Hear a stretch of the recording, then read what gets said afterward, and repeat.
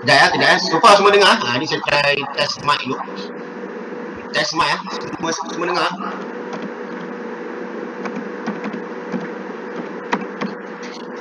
Alright. Okay. Cun. Okay, kejap ya. Bagi saya 5 minit sekejap.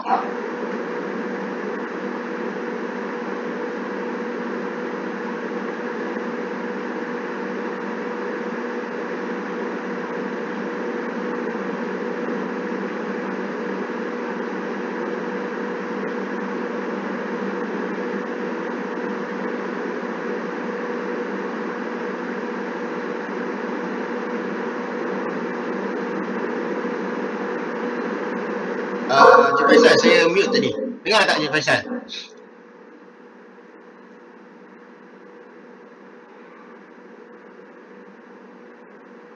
Alright. Kejap lah. Saya masa setting jap.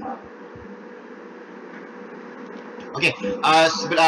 Semasa saya setting ni, why not kita kenalkan diri masing-masing. Just dalam chat ini, saya just nak tahu background industri apa korang semua. Sebab saya nak tahu kita ni banyak daripada industri mana. Just nak tahu industri je lah. Kategori industri. Production ke, oil and gas ke, ataupun still student ke. Okay.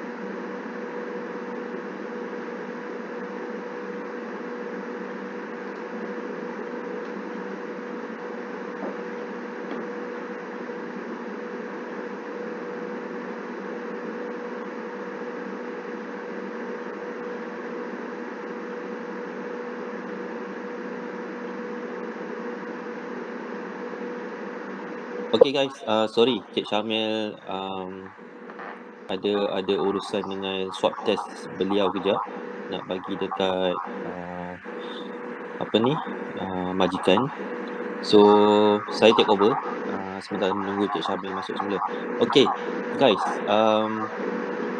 kita terus ke soalan nombor 1 kita terus kepada soalan 1A. Soalan ni berbunyi macam ni. Contohkan isi kandung yang sesuai dalam polisi anda. Okay, so dia ada kesinambungan daripada ayat pertama. Anda dilantik sebagai SHO di sebuah kilang perubatan. Majikan telah mengarahkan anda supaya memperkenalkan polisi dan suatu sistem pengurusan keselamatan kesihatan kerjaan iaitu OSHSMS. Okay, nyatakan isi kandungan yang sesuai dalam polisi anda. Okay, so give me your point. Please share your point. Tak kisah tulis je apa-apa dan tidak ada salah atau betul. Kita sama-sama belajar. Okey, terima kasih employee appointment. Jadi saya akan olah jawapan anda tu kepada ayat yang penuh. Terima kasih semua multiple users are typing.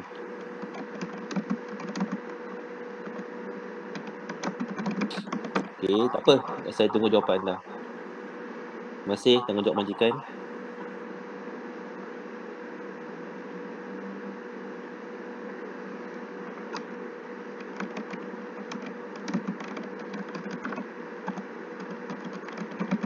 Okay, written statement of commitment from top management. Yes, betul.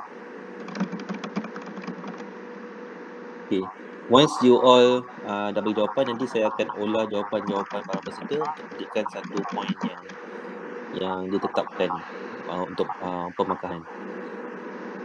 Yes, betul. Workers' responsibility.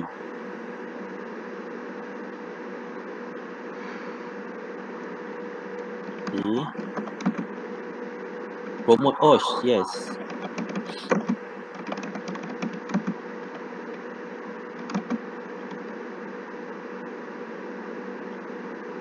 Okay. Saya nak cek jawapan pertama dulu. Jawapan pertama belum ada lagi.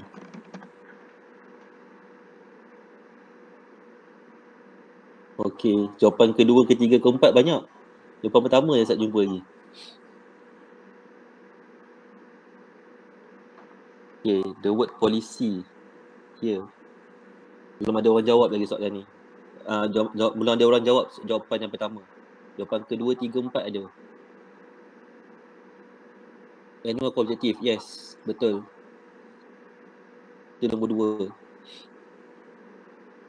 Peranan CEO. Hampir dah. Dah hampir dah tu peranan CEO untuk jawapan yang pertama.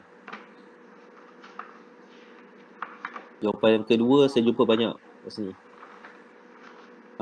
Top management, peranan CEO dah hampir dah. Dah hampir ke jawapan yang pertama. Tapi dia tak ada satu keyword lagi.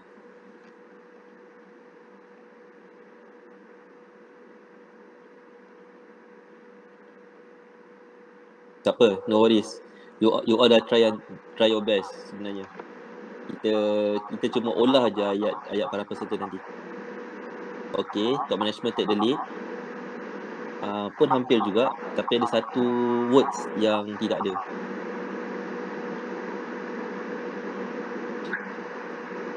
No worries. Committed, no. Committed dah dinyatakan dah. Lepas tu ada satu lagi words.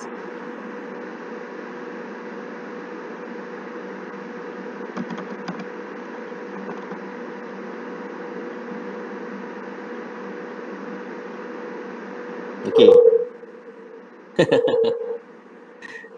Banyak, semua jawapan betul. Okay, dalam yang you all bagi ni. Cuma satu jawapan pertama je yang tidak ada lagi sedikit. Jawapan kedua, tiga, empat tu.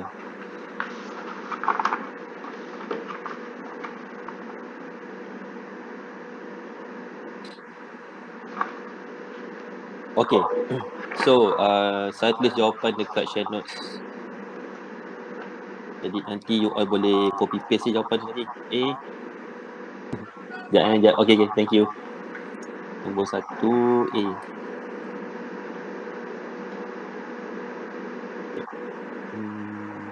Kenapakah? Kenapa dia lari ke situ? Hilang dah. Okay, 1 A. Pertama,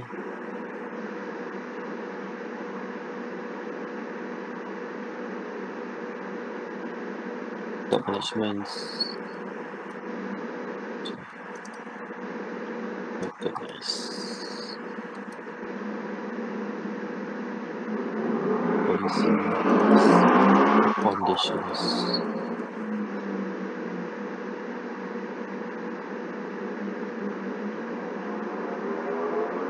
Yes.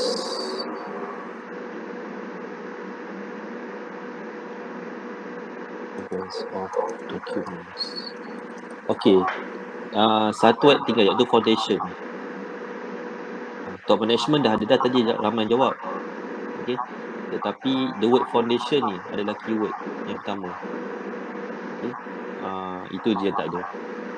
So first kali priority untuk kita menulis isi kandungan dalam polisi adalah top management must lead. Tapi bagaimana nak lead?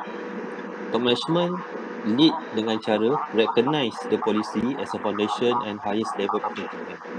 Sebab top management tak buat polisi ni. Sebaliknya kita SHO dengan kita punya komiti yang buat polisi untuk company kita. Top management cuma akan debrief dan sign our policy after we prepare. Okay, that's the way. Okay, yang okay, so you all boleh copy ayat ni. So yang kedua tentang commitment. Okay, shows commitment. Poin yang kedua, it is known as written document that express also commitment of kenapa dia cari ni? Okay. So ni poin yang kedua. Written documents which expresses the organization commitment.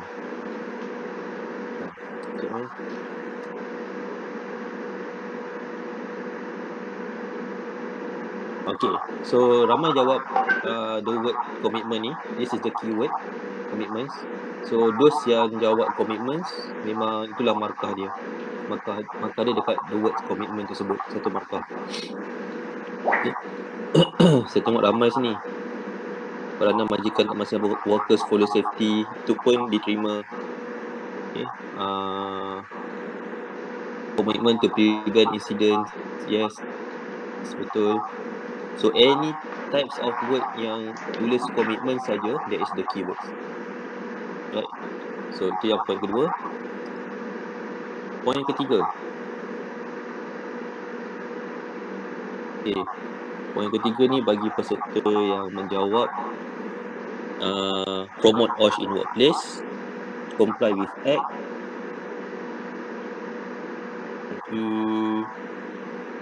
Bagi peserta yang menjawab workers responsibility, inilah tanggungjawab majikan, employee commitment. So inilah jawapan yang penuh untuk jawapan-jawapan yang anda berikan tadi. Okay. Jadi lagi. Okay. Polisi itu merupakan satu teras dalam sistem, okay, dan usahanya untuk memastikan bahawa safety, health and working environment berada dalam tahap yang optimum. Okay, yang ini maksudnya comply dengan act. Kalau tak ada polisi, tak ada comply. Kalau ada polisi, boleh comply. Okay, so the keyword is here. Provide a safety and healthy working environment. Okay, so mana yang jawapan dah mirip-mirip atau hampir dengan jawapan ni diterima. Okay, skema jawapan tak ketat, tapi skema jawapan ni dia minta point. Kalau point tu ada, insyaAllah dia akan bagi markah. Dia tak strict, asalkan ada point. Walaupun you jawab pendek-pendek tapi ada point, tetap ada markah. Okay, tak perlu jawapan panjang-panjang pun untuk essay ni. Buat point je untuk essay. Macam mana kita buat sekarang. Okay. So next jawapan.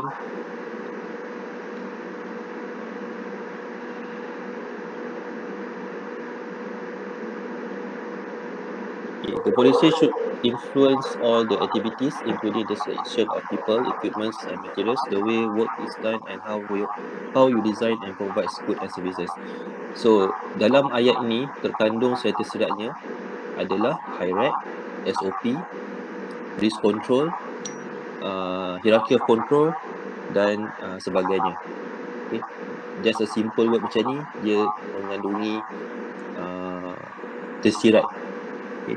So kalau kita baca betul-betul kat sini, bermaksud adanya SOP, adanya hierarchy, adanya prosedur dan sebagainya, hierarchy of control dan sebagainya dalam ayat ni. Okay, that's the policy.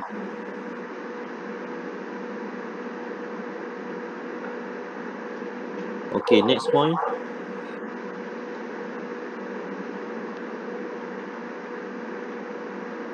Workers and their representatives shall be consulted. Okay, bermaksud semua pekerja di tempat kerja kita perlu diterangkan tentang isi kandung polisi, content in your polisi tu. Okay, wajib secara verbal. Okay, ini apa ni, kita bagi tahu face to face kepada orang. Bukan setakat tampal polisi dekat whiteboard ataupun dekat mana-mana board ataupun email, tetapi kita kena terangkan apakah isi kandung setiap satunya, apakah itu objektif, apakah misi dan visi, okay, dan sebagainya. Kena terangkan bagi orang. Dan akhir sekali, yang paling penting sekali adalah resources. Management mesti menyediakan resources. Tanpa resources, maka polisi tidak akan jalan. Sebab apa? Dalam resources ni, dia ada training, okay? Dia ada kita kena provide training, kita kena provide risk assessment, kita kena provide CHRA, Haji dan sebagainya. Okay? Itu resources yang kita minta dengan employer kita, merupakan resources untuk kita comply dengan undang-undang. Banyak undang-undang.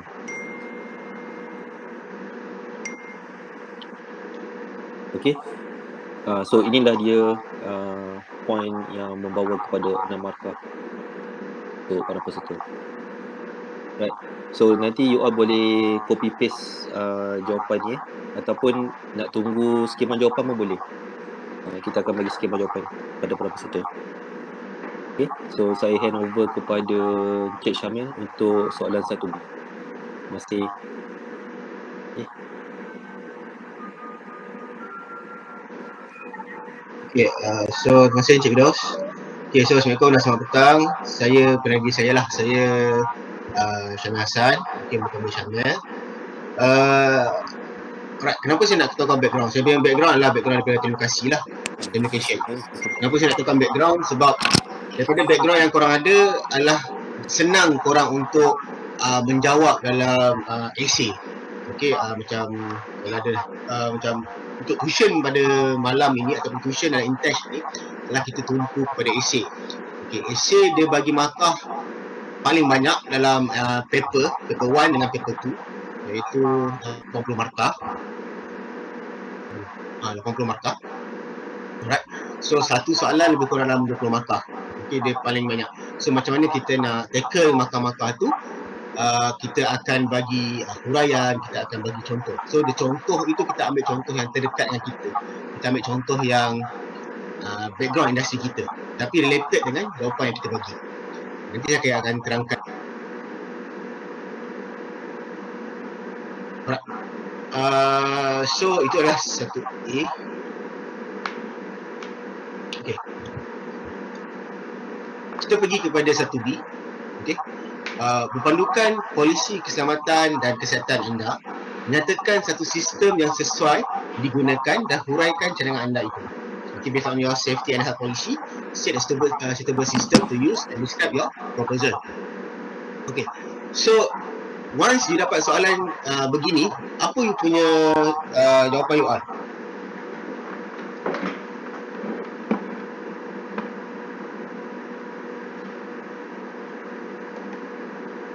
Guys,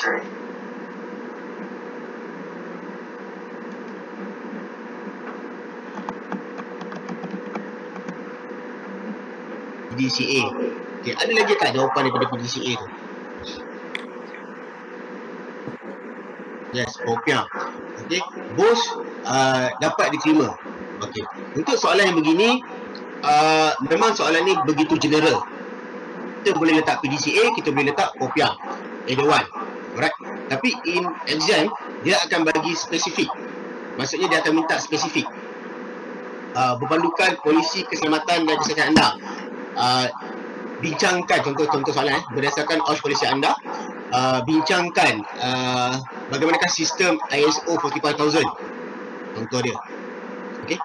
So kat sini secara automatiknya dia adalah PDCA. Okay. Ataupun soalan lain lagi berkaitan dengan Popiah, berpandukan OSH polisi anda, bincangkan MS management. Itu adalah dalam Popiah. Okay. So you first of all you kena fahamkan soalan lah, apa yang soalan itu nak. Okay. And then kita directly dapatkan satu peta minda dalam kepala untuk bagi jawapan kita. Okay. Okay. Untuk esei ini, if kalau katakan dalam buku jawapan you all nak lukis, tak ada masalah. You all nak buat peta minda sikit, tak ada masalah. Benda tu akan membantu kita supaya kita tak tinggal kita punya jawapan. Macam you all tahu, kalau Popiah dia akan circle daripada policy, organisation, planning and implementation, evaluation, action of improvement, dan dia akan pergi balik kepada Popiah.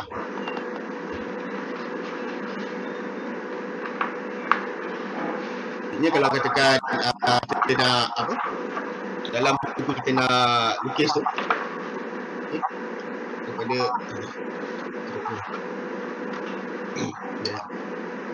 daripada polisi, okay, kita nak pergi ke organisation, okay, kita nak pergi ke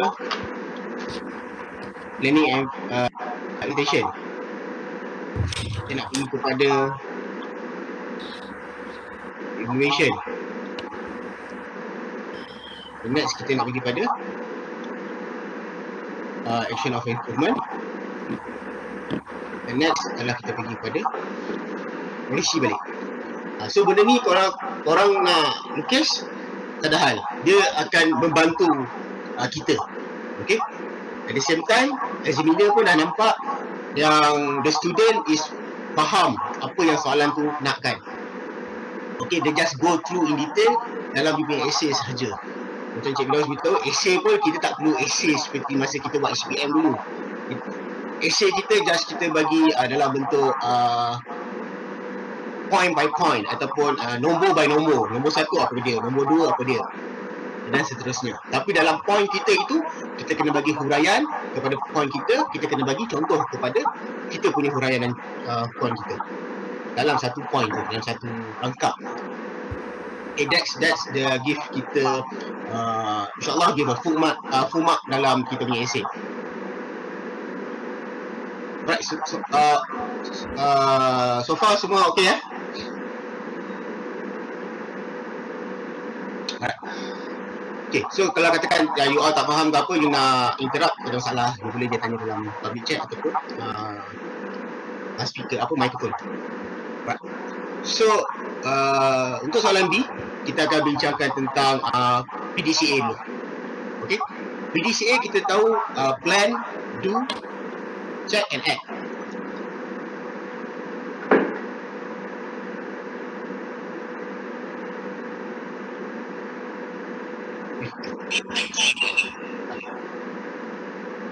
dalam plan do check kan. So dalam plan, apa yang kita kena ada dalam plan? Saya try share dulu.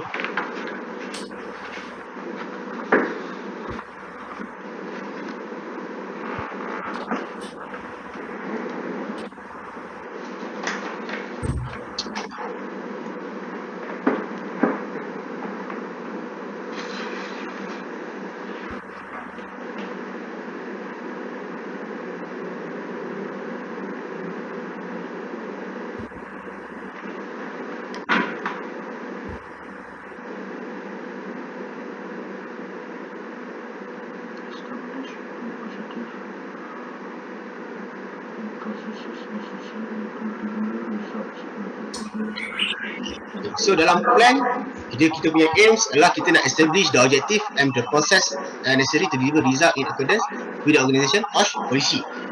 So the first thing first, dalam plan kita kena ada OSH policy, kita punya the mother of OSH tu sendiri, the policy tu sendiri. Okay, dalam plan ni. Dan dalam plan ini juga kita kena ada orang yang boleh mengcreatekan plan ini, iaitu top management lah, ataupun management of involvement of management. Okay, dia untuk buat apa? Untuk buat hazard identification, risk assessment. Okay, dia nak kena determine of the risk control. Okay, dan dia kena check apa legal requirement dia dalam dia punya tempat kerja dia. Okay, dan apakah kalau katakan buat program, apa objektif program dia, apakah objektif untuk capai suatu program di tempat kerja. Right? So tadi pun banyak daripada industri yang berbagai, right, kata Mr. Colin, iaitu industri rojak, okey, berbagai. Okay. So as far apa yang tempat yang kita bekerja ataupun tempat yang kita dah tengah belajar, kalau katakan management involvement dalam plan itu, so siapa yang akan terlibat? Siapa yang akan terlibat dalam management ni? Management of involvement ni. Kita tahu daripada OSH policy adalah melibatkan managing director ataupun CEO. But in execute of the management, apa yang akan execute? Management apa yang execute? Okay, ya, tauke kedai. Betul. Tapi apa organisation yang diperlukan untuk executekan OSH punya objektif ni? Biasanya siapa yang akan executekan? OSH committee, yes, the OSH committee, the lead meeting. Yes, the OSH lead meeting. Okay, the OSH committee yang diketuai oleh the chairman. So the chairman is siapa?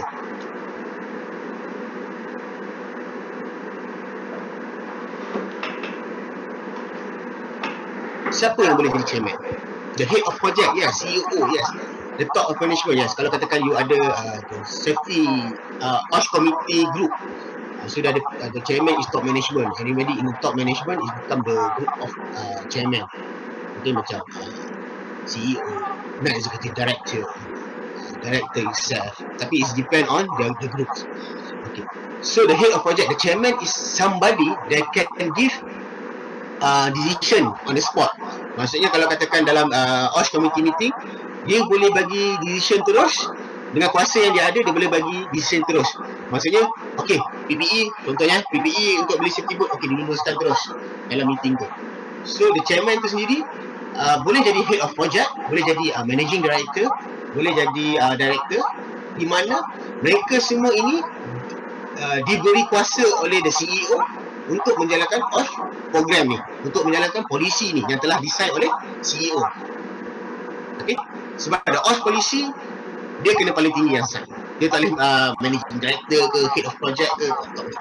Dia kena CEO tu sendiri. Tapi untuk execute the OSH program, execute the OSH works, is the safety committee yang di-leading oleh chairman, yang dilantik oleh CEO, siapa yang chairman tu. So far clear?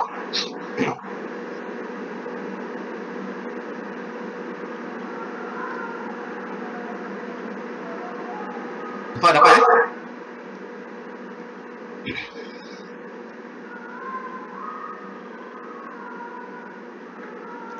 Kita tengah menghadap.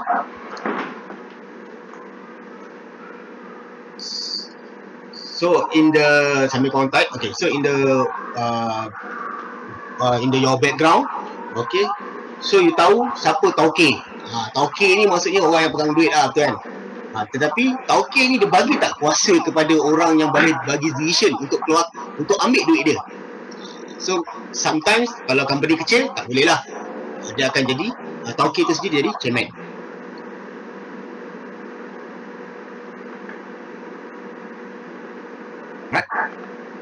Hilang. Tapi yang chatting, yang type tadi ada apa-apa?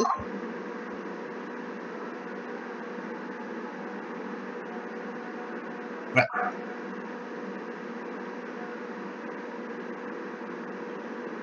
Okay. So the organisation dah ada dah. Dia akan buat planning dalam dia punya company dia. So the first planning dia akan buat legal requirement lah. Dia akan tengok apa kerja-kerja di tempat kerja ini yang patuh kepada undang-undang tu, yang patuh kepada regulation. Apa regulation dia patuh? Sama ada OSHA, FMA, Fire Act, okay, ataupun Petroleum Act, apa lagi, ataupun bukannya apa, labor law. Dia maksudnya dia something yang dia akan check the legal requirement di tempat kerja tu.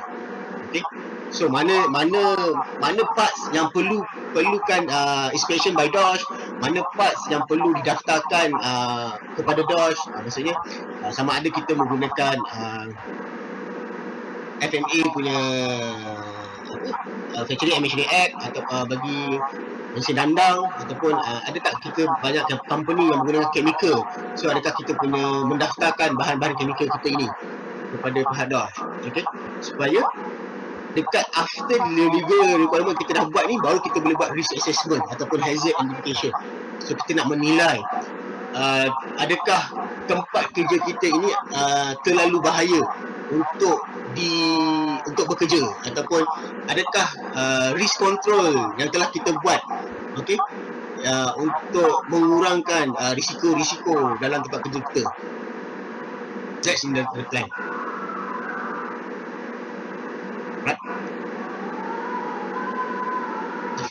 Okay, the plan clear? About the plan? Theory of plan.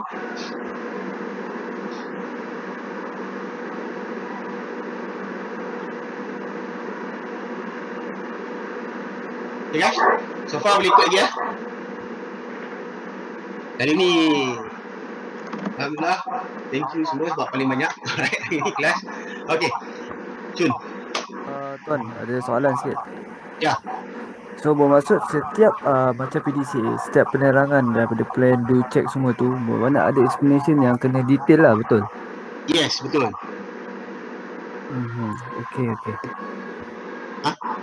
Okay.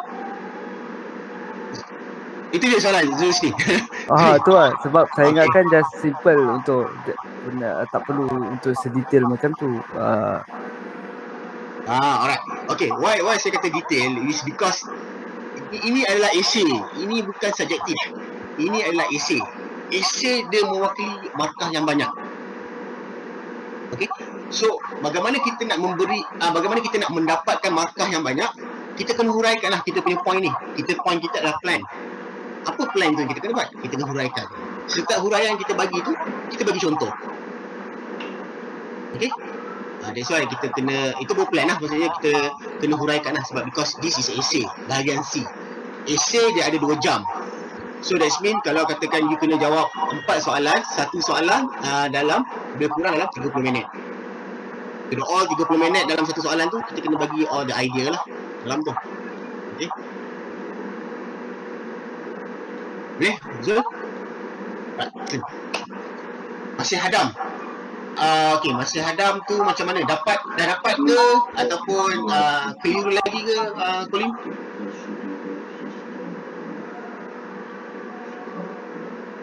Ataupun nak tengah ingat ke?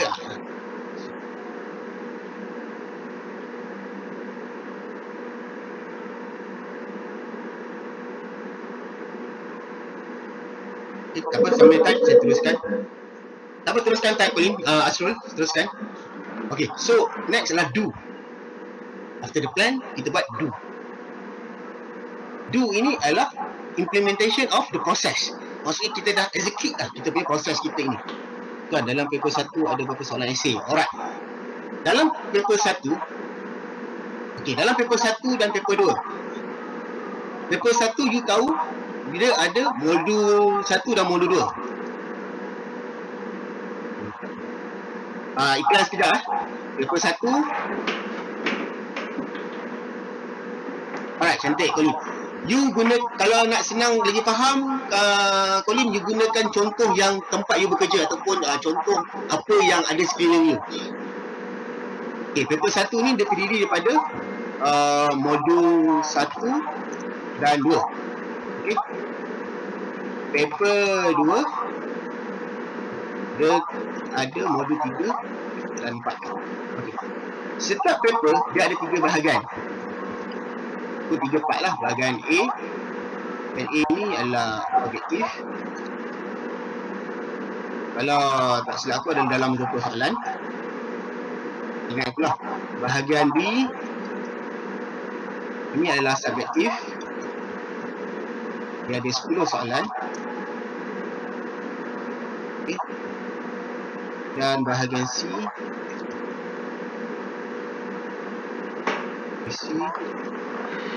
ada 6 soalan. Hilang. Okey. Right. So bahagian A 20 soalan 20 markah lah. Okey. Bahagian B 10 soalan, 1 soalan bernilai dalam 2 markah lebih kurang. 2 kali 10 20. Yes. 2 markah. 20. Right. Bahagian B subjektif 10 soalan 2 markah. Mana 1 soalan 2 markah. Total markah adalah 20 markah. Bahagian C esei ada 6 soalan. Okey, soalan 1 dan soalan 2 ini adalah wajib jawab. Okey, soalan 3 hingga soalan 6 pilih 2. Pilih 2 soalan sahaja. 1 soalan bernilai 20 markah. So total markah dalam bahagian C adalah 80 markah. 80 markah. So total markah untuk paper adalah 120. Okay, dapat kan Asrul? Dan yang lain? Alright, cun. Kita sambung balik pada poin kita yang kedua. Kita sambung balik pada poin kita yang kedua, iaitu do. Do is implementation the process. Okay. Do is implementation the process. Kita nak buat legal requirement, kita nak buat risk assessment, kita nak buat exit identification. That things. So in the executing tu, kita kena ada resources, kita ada roles, responsibility. Okay, so maksudnya legal requirement. Siapa nak buat legal requirement? Dia akan bahagikan ikut each department. Okay, kalau katakan risk assessment, dia membahagikan kepada orang tu yang tengah bekerja. Biasanya supervisor lah untuk buat risk assessment tu. Okay, so bagaimana kita nak memastikan mereka membuat legal requirement, risk assessment, hazard identifications, okay, the risk control. So kita akan lantik orang yang kompeten, kita akan bagi training, kita akan bagi awareness kepada pekerja-pekerja kita untuk memastikan kita punya the plan kita ni akan berjalan dengan lancar. So all these things kita ada satu lagi control risk control itu administration dalam documentation. So maksudnya documentation tu kita ada buat SOP, safe operating procedure, okay, ataupun SWP, safe working procedure. It depend on the company itself. Okay, so the documentation ini yang menjadi rujukan kepada para pekerja untuk membuat kerja mereka dengan lebih selamat. Dari segi kita nak bagi training, kita based on this documentation. Kita nak bagi awareness pun based on this documentation. So dalam documentation ini juga pun ada mengatakan apakah kompetensi yang perlu ada di tempat kerja mereka. Okay. Alright. Dan dalam do ini juga kita akan adakan satu orang kata the participant of the employer dan employee dalam mengexecutekan kita punya planning kita ini.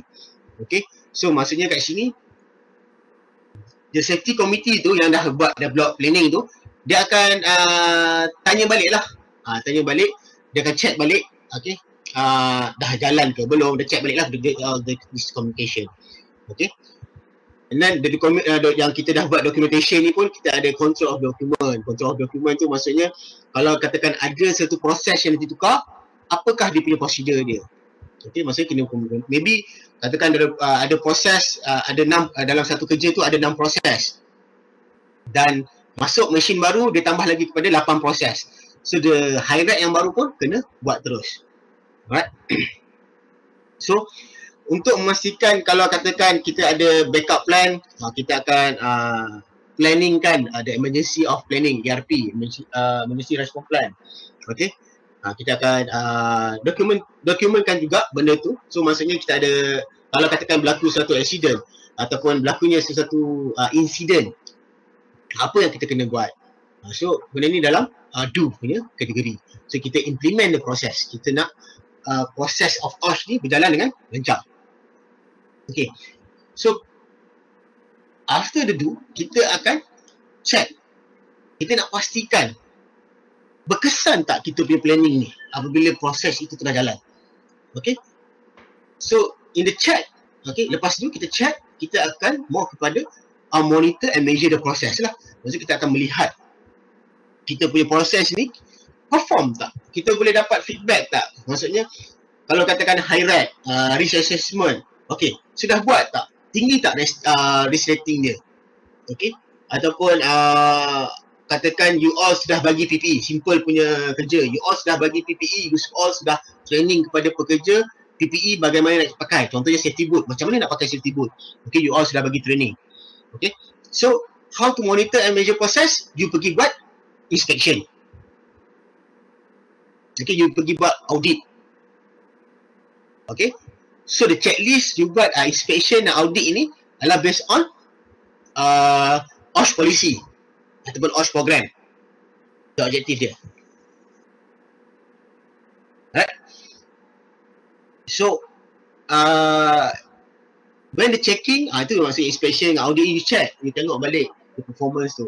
Okay, pekerja ada pakai ke tidak? Alright, safety boot ada pakai ke tidak?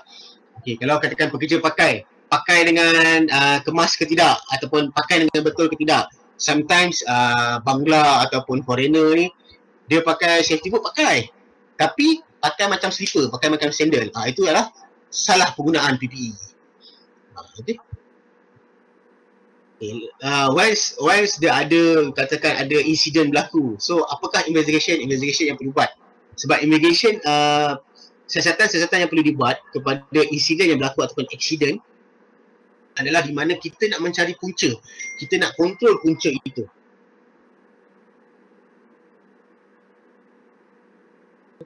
Kita nak kontrol punca itu.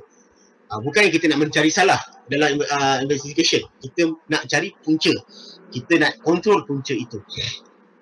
Okay, nowadays in organisasi mostly dia akan cari salah lah. Tapi that's the wrong thing lah. Kita nak cari punca sebenarnya. Okay, daripada punca itu barulah kita boleh buat corrective action, kita boleh buat preventive action. Okay, so this the category of check. Okay, right. Dapat guys, do and check. Laju ke okay, ke menghadam.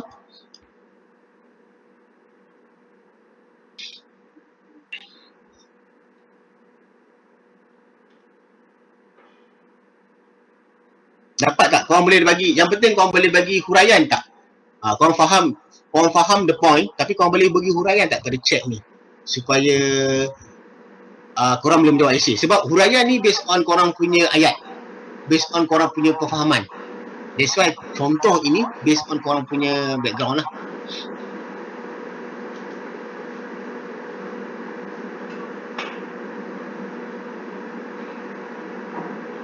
Okay, cantik boleh. Cantik.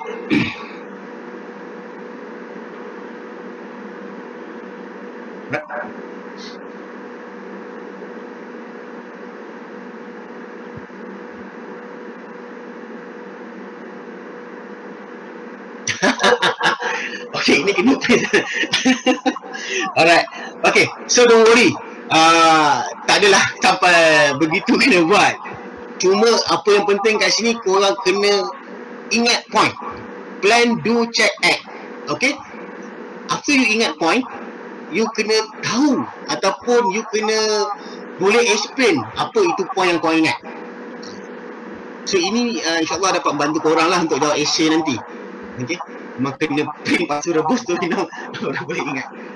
Tak perlu ingat semua, okay? Just ingat the point. Tips dia ingat point. Kalau ingat semua ni jam juga otak kita ni. Okay, kita ingat point. So once kita dah ingat point, kita try huraikan pada setiap point yang kita dapat itu. So that's why aku kata dalam soalan essay, dalam buku jawapan korang nak buat peta minda, dia akan banyak membantu sebenarnya. Okay? Bila korang lukis dalam buku jawapan tu, dia banyak membantu supaya kita tak terlepas poin-poin yang kita nak explain dalam buku jawapan.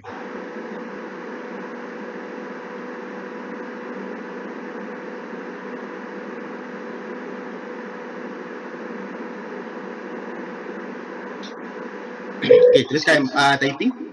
Don't worry. Okay, so next adalah act. Kita ada plan, do, check dan act. Maksudnya act kat sini kita adalah act movement sebenarnya. Kita ambil action kepada punca-punca ataupun penyebab-penyebab kepada kita punya OSH problem ni. Okay, kita take action to continually improve the OSH performance. So kat sini lah kita akan buat management review. Maksudnya management review ni, let's say katakan tadi berlaku kemalangan ataupun berlaku insiden. You sudah buat investigation, you sudah dapat punca. So punca lah, maybe punca dia adalah daripada segi SOP. So management review kita akan tukar balik, kita akan perbaiki kita punya dokumen kita. Okay.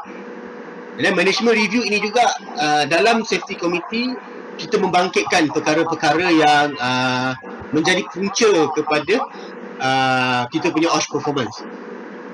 Okey, contohnya tadi pasal safety boot. Pekerja pakai safety boot tak betul disebabkan tiada latihan kepada pekerja. Itu contoh perkara berbangkit dalam management review. Okey, next contoh adalah pekerja tak pakai safety boot kerana tiada sumbangan ataupun tiada orang kata apa? Tidak boleh claim dengan company sebab safety boot agak mahal dalam di pasaran. Itu contoh-contoh dia lah. Menghuraikan poin-poin itu dengan menggunakan contoh pun yes. Okay, menghuraikan poin-poin itu dengan menggunakan contoh yes, boleh. Boleh. Okay, sometimes kita bagi poin, kita tak tahu nak huraikan tapi kita tahu contoh. Itu dapat markah juga, dapat markah lebih kat situ. So if you ingat balik dia punya huraian tu, you sudah dapat contoh pun, you nak huraikan contoh tu pun, tapi jangan keluar daripada you punya point dalam essay ni. So itu ada huraian juga. So that's why saya menggalakkan pada student intake ni ataupun student tuition ni untuk sentiasa setiap point yang kita bagi ni, kita kena bagi huraian dan contoh. Okay, thank you boleh. Dapat yang tadi pasal macam mana kita nak jawab essay. Okay.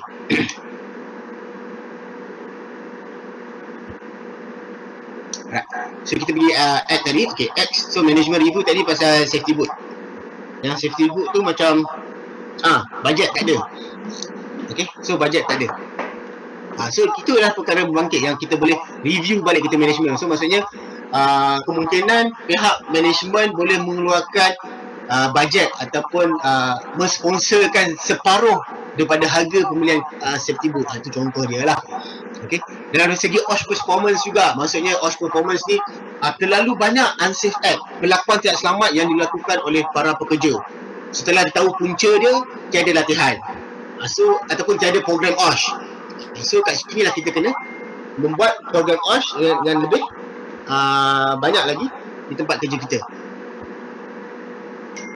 Right.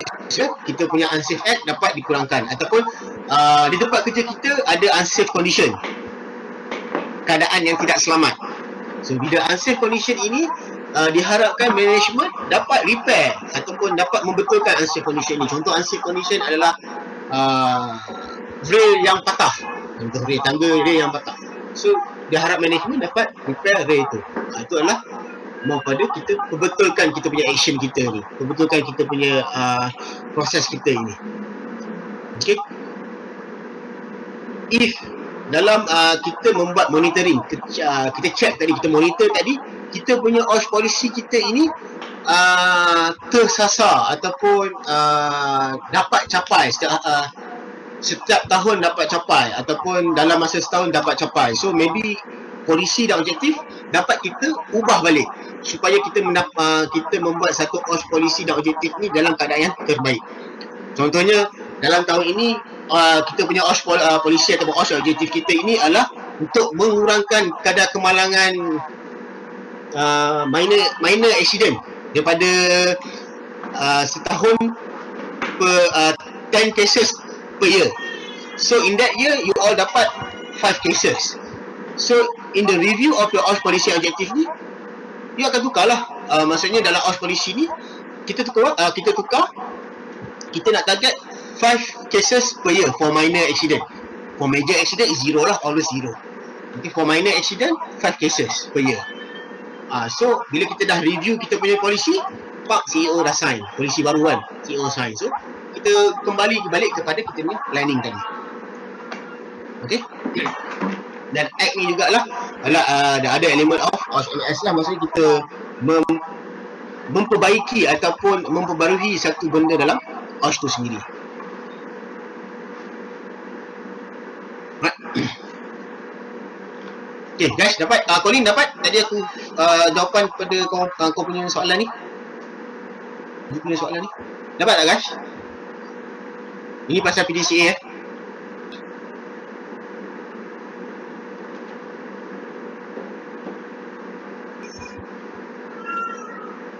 Alright. So yang lain dapat pada pasal PDCA?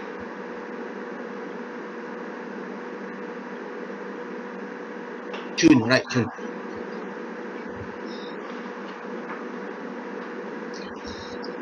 Okay, kita pergi kepada Popia. Okay, some student you all expert in PDCA, so you go ahead jawab PDCA. Some student you expert in Popia, so you go ahead jawab dalam Popia. Okay, sebenarnya Popia ini dia adalah more details from PDCA.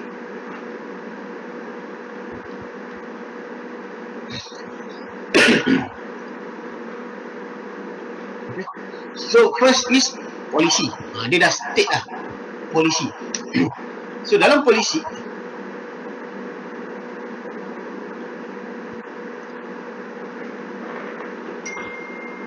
ya.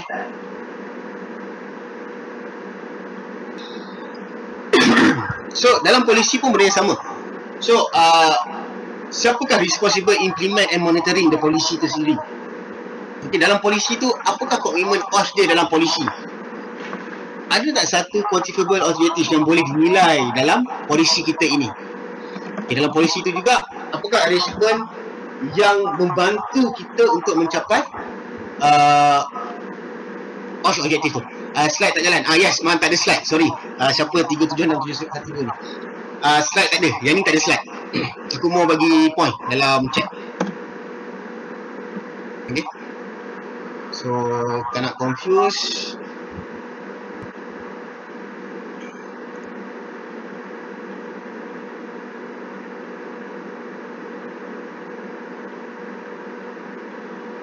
Okay. Okay, so the first adalah polisi. So dalam polisi ni siapa yang akan responsible implement. So siapa ataupun siapa yang mengeluarkan polisi ni. So yang mengeluarkan polisi ni adalah yang kita bincang tadi lah, CEO. Okay, tauke lah, tauke of the company, right? So dalam polisi tu juga ada tak komitmen OSH kepada employer dan employee dan third party. So apa dia punya polisi dia dalam statement of the policy. Okay. And then in the policy juga kita boleh katakan quantifiable objective, maksudnya adakah satu perkara yang kita boleh nilai. Contohnya dalam polisi itu kita target minor objective untuk minor accident adalah every year adalah 5 cases per year. So that's our objective.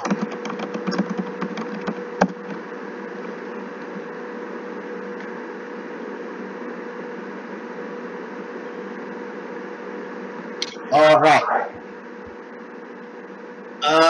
Boleh jawab dengan jadual macam PDCA tadi, tak perlu hurai. Okey, dalam esei, jadual tadi dia hanya membantu peserta sahaja. Dia tak bantu examiner.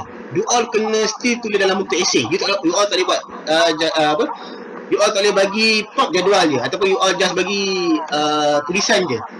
Itu tak boleh. Itu memang salah terus lah. Okay, you all kena huraikan. Based on the jadual tadi tu, you huraikan. Same with Popiang. Okay, you all kena huraikan. Dan you all kena bagi contoh. Okay, jangan salah faham yang aku cakap suruh lukis, suruh buat perteminda ataupun buat jadual ke, ataupun buat catat alih ke, itu hanya membantu kita. 90% memang membantu examiner. Okay, 10% dia bantu examiner, 90% examiner pula. 90% bantu peserta. 10% adalah membantu examiner. But kalau katakan examiner yang begitu strict ataupun examiner yang you all dapat yang leceh sikit, dia ikut SOP kan, atau ikut prosedur, so dia kosong lah, markah tu dia kosong lah. So jangan jadikan benda itu adalah sebagai jawapan. Okay, so about policy, that's the policy Popiang. Okay, there's more implement and monitoring, commitment of OSH, what is the objective dan arrangement of to achieve OSH objective. So maksudnya apakah program-program ataupun apakah satu ayat yang membantu dalam polisi itu yang mengatakan kita akan towards to the OSH objective. So that is policy.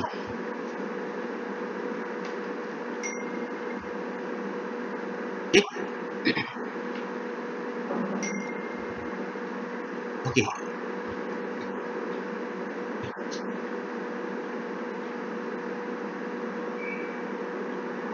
So the organisation, dia adalah satu organisasi yang akan melaksanakan dasar atau melaksanakan OSH polisi tadi. Okay, dia mempunyai tugas-tugas yang tentu dalam melakukan aktiviti. So, siapa yang akan melaksanakan dasar biasanya adalah safety committee. Okay, kalau korang perasan dalam Popiang ini, policy and organisation dia sama juga dengan plan dalam PDCA tu. Okay, maksudnya kalau plan dia ada polisi, organisation. Itulah je. Okay. So the organisation ni sebab kita menjawab menggunakan Popiang. Okay, so organisation dia adalah satu organisasi yang melaksanakan dasar. Okay, dia akan mempunyai tugas-tugas yang tentu dalam melakukan aktiviti mereka. Okay, so dialah akan memastikan dia punya pekerja dia mempunyai kompetensi, pekerja dia mempunyai training yang cukup. Okay. Okay, pekerja dia juga ada yang aware tentang program-program yang akan dia buat. Okay, so that is the organization.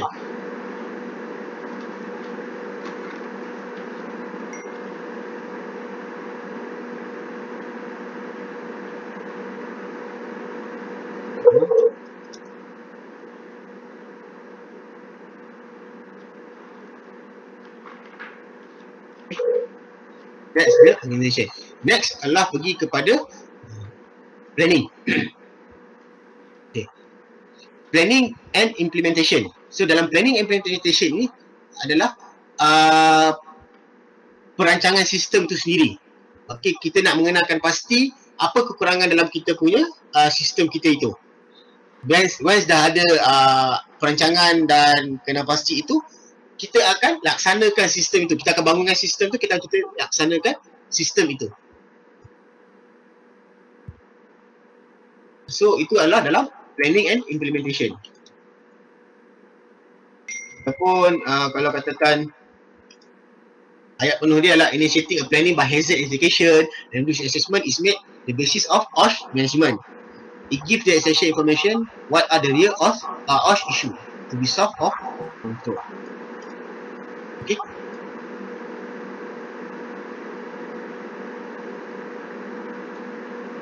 Right.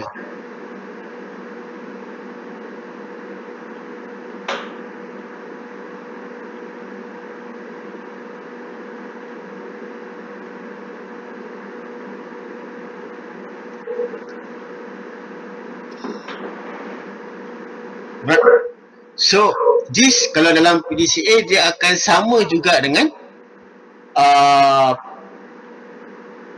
plan and do, dan mostly dalam do. Okay.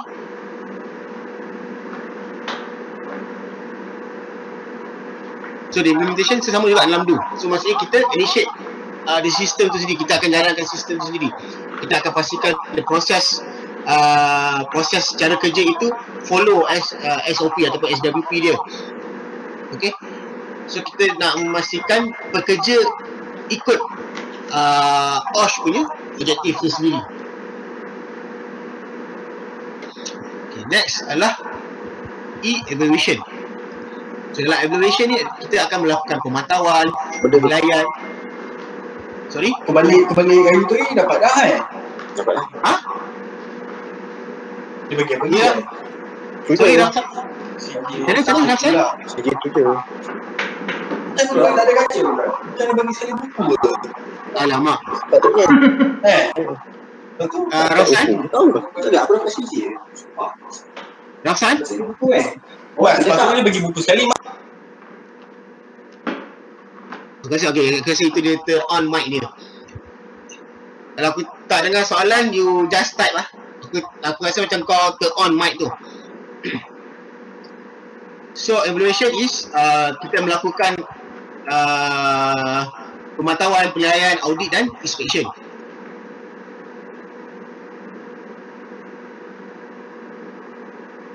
Okay, so maksudnya kita akan monitor kita punya OSH punya management system ini kita, OSH management system kita. Okay, apa yang planning yang kita dah buat, apa implementation yang kita dah buat, berjalan tak? Berjalan dengan lancar tak? Ada pekerja ikut tidak? Okay. That's the evaluation tu sendirilah. Mostly huraian dia sama juga dengan PDCA tadi. So evaluation ni dalam check.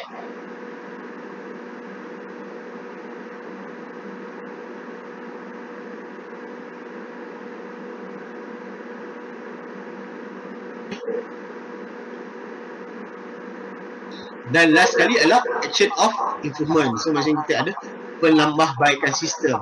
Kita membetulkan sistem kita. Kita review balik sistem kita. Okay, itu kalau dalam PDCA dia sama dengan act.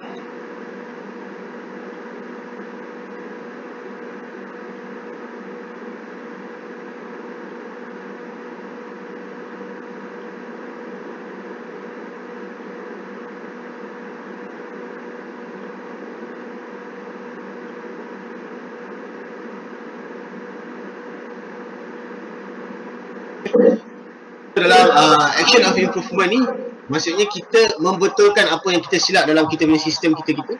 Kita mengimplementkan risk of control tu sendiri bagi mengurangkan risiko di tempat kerja kita. Okay. And then kalau katakan ada pembetulan dasar, pembetulan polisi, so kita akan membetulkan kita punya polisi. Dia balik kepada kita punya polisi tadi, yang P tadi yang mula. That is OPR. Alright.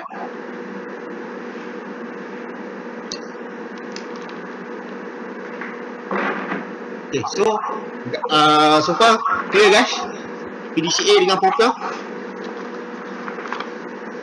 You dapat tangkap tak?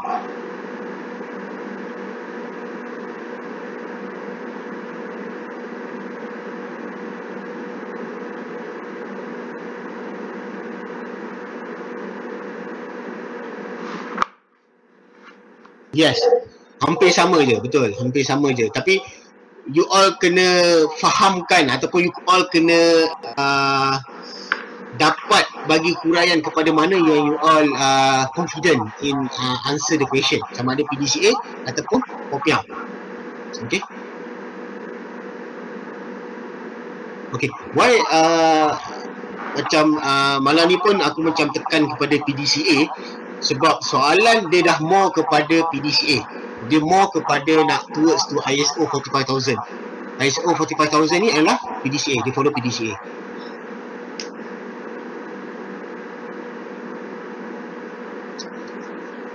Right. So, clear 1B?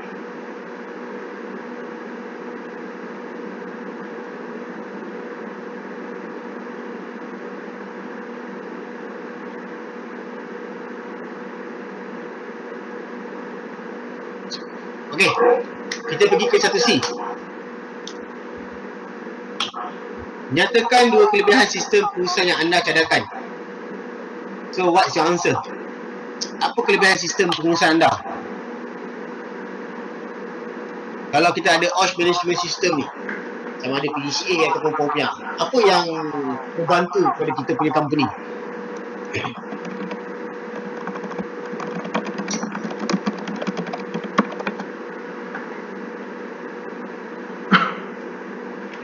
Kita follow international standard, so memudahkan kita mendapatkan ISO recognition. Next, ada jawapan lain? Boleh terima? Siapa 376.712 ni? Okay, boleh terima international standard tapi bagi ayat penuh lah.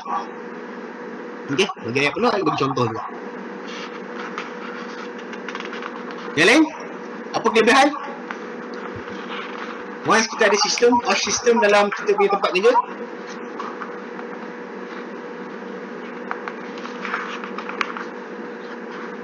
bagi je jawapan korang. To prevent accident, boleh? Boleh terima jawapan tu. Okay. So, once ada OSH management system ini, kita akan mengelakkan satu kemalangan yang besar berlaku di kerja kita. Kerana pekerja-pekerja akan mematuhi SOP yang telah diberi latihan, yang telah diberi penerangan ataupun awareness kepada pekerja supaya mereka melakukan kerja dengan lebih selamat. That's you punya huraian of you punya point. Okay, next. Apa lagi jawapan korang?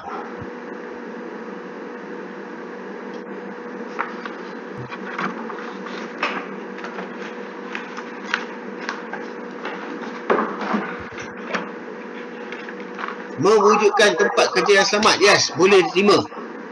Betul. Dalam OSH management system ini, once you ada ISO 45000 ataupun once you ada PDCA, so the third party bila coming to your workplace, dia akan tahu tempat kerja you ni adalah tempat yang selamat untuk bekerja. So dekat sini pun dia pun dapat kurangkan keluar dia punya insurance cost. Okay, to make working environment safe for employee. Yes, sama juga, betul. Save company money. Yes, betul, save company money. Tapi explain lah, Amir tadi macam tadi lah, the insurance cost. Okay, so what the type of saving in the company money? Maksudnya daripada segi kita hired dan another person to do workers absentee ketidakhadiran. Okay, that is the save company money lah. At the same time, the workers pun akan give more productivity in their works. So maksudnya dia akan bagi lebih lah once dia tahu tempat kerja dia selamat. Boleh terima. Ada lagi jawapan lain? Actually, this question is, orang kata you all boleh goreng lah, tapi yang penting jangan hangit lah. Setiap pekerjaan ada PIC yang bertanggungjawab untuk buat kerja itu.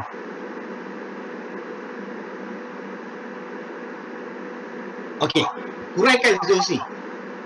Setiap pekerjaan ada person in charge yang bertanggungjawab untuk buat kerja itu. Huraikan. That's your punya point. What's your punya huraian? Ini contoh yang baik ni. Why bila SGB ni dia nampak you punya point ni, kalau dia tak faham dia akan tengok you punya huraian. Apa you punya huraian tu?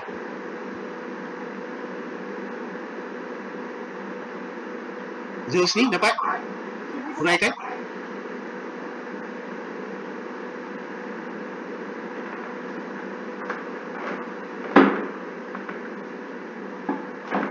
hopefully yang lain dapat kenapa saya suruh Zulus ni tu huraikan. Sebab if I'm an examiner, kita katakan bila katakan peserta dia bagi jawapan setiap pekerjaan ada persentage yang bertanggungjawab untuk buat kerja tu. Bagi saya dia tak capai lagi dia punya kelebihan dia. So saya perlu tengok dia punya huraian dia. So huraian dia adalah di mana activity lifting ada lifting supervisor. Okey, dapat dah point kat situ. So maksud kat sini adalah setiap pekerjaan ada competent person. Betul? Betul sini. Ya. Okay, that's the point. Betul. So kelebihan pengurusan sistem ini dia dapat memberikan setiap pekerjaan ada competent person, sama ada OYK, sama ada IR, okay, sama ada senior supervisor, that's the competent person. Yes. Thank you Zulhusni. Because point yang saya nak sampaikan pada you all juga, bagaimana nak buat essay macam ni lah. Once katakan kita bagi point yang tak dapat difikir oleh examiner. So examiner dia akan tengok kepada huraian tu. So let's say kata huraian pun examiner tak faham, dia akan tengok pada contoh. You all dapat tak? You all dapat tak? Kita punya member of bagi contoh tadi ataupun bagi kesalahan tadi. Dapat tak?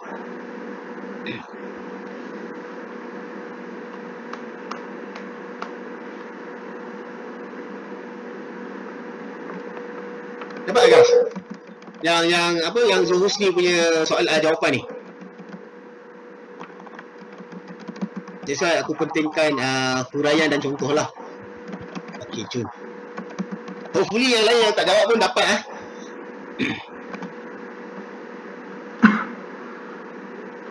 sikit-sikit balik kenangan. Yes. Nak lulusan, kita nak lulusan dah. So adalah kenangan-kenangan tadi. Alright. So itu adalah teknik kita nak buat essay lah. Okay, kita ada bagi point, huraian dan contoh. Alright. So that's the kelebihan daripada sistem pengurusan. Alright. Okay. So next kita pergi pada soalan kedua. Okay, saya jawab soalan kedua ni dalam masa 5 minit untuk 2A dan 2B. Dan nanti kita akan bincangkan 5 minit. So jam saya 10.34, 10.39 kita akan bincang balik. Yang mana nak tanya soalan ataupun clearkan something, boleh je dalam public chat ataupun microphone tu.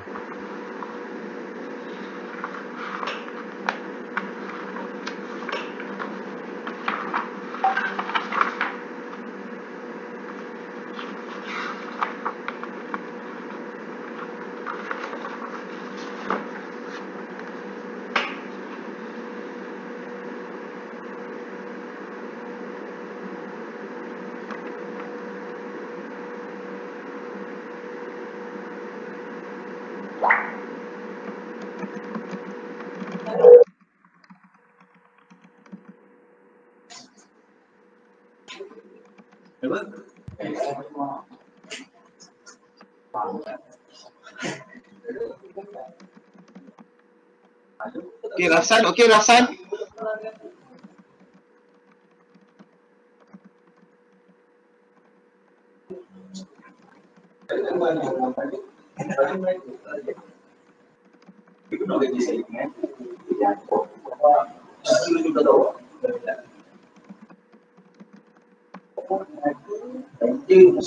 Oh dia lah, dia lah.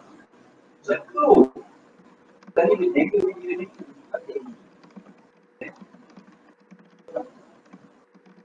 Cakap dulu lah. Tahu.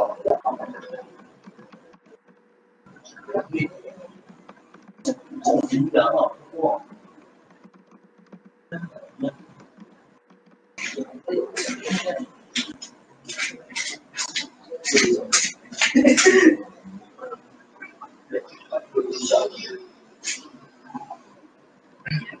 Alright.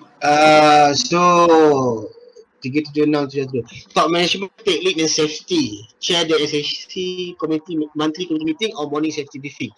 Okay, mostly top management take lead in safety adalah more kepada OSH policy tu sendiri, top management. Okay, but to the chair the SHC monthly meeting, okay, dia adalah chairman di mana dia orang yang diberi kepercayaan oleh top management untuk melakukan decision.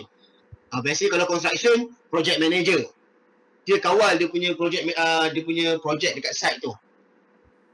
So, dia ada decision penuh untuk bagi keputusan dekat tapak site tu berkenaan dengan safety. So, project manager pun dikira chairman lah, kira chairman. Okay. Morning safety briefing ni mostly supervisor lah, tipe S ataupun safety officer. Dia hanya bagi 5 minute toolbox. Okay, dia cakap. Dia mengingatkan pekerja apakah keselamatan yang perlu diambil untuk bekerja pada hari ini. That's the morning safety briefing. Okay. Oh, wow. Oh, alright. A big company, IKS ke apa 376? Sorry. Tak ada nama. Dan maksud saya, kalau CEO yang bagi morning briefing ni construction punya company ke ataupun S punya company? Oh, transportation, lori. Oh, okay. Alright. So it depends on the company to itself lah. Sometimes kalau katakan the organisation is so small, CEO sendiri akan bagi morning briefing. Sebab bila orang kata CEO yang bagi, dia akan pekerja pun akan ikut lah, because CEO yang keluarkan duit masuk money pocket dia kan.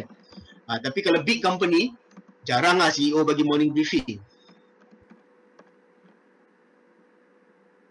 Wow.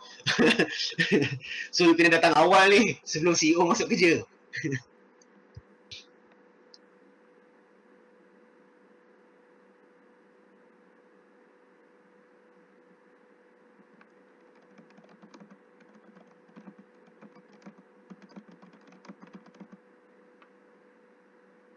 Okay, dapat jawapan tadi 376 tu. Okay, so Colin, soalan nombor 2 ini pasal hierarchy of control ke cikgu? Tak. Soalan nombor 2 ini adalah berkenaan dengan incident prevention. Okay. So ada kaitan juga hierarchy of control. Nanti kita akan bincangkan. Okay, let's see.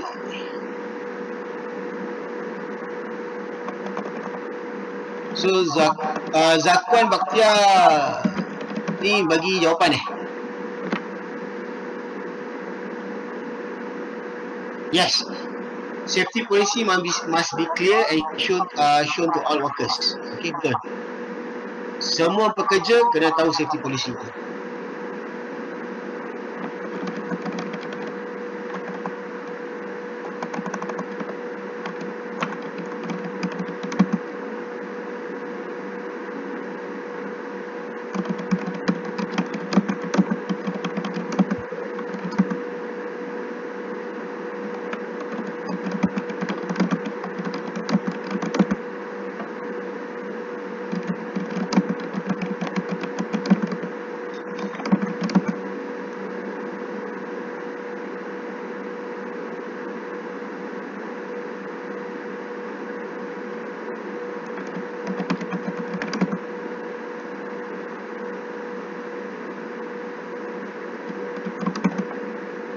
Okay, kita nampak multi user is typing, tak apa, teruskan typing.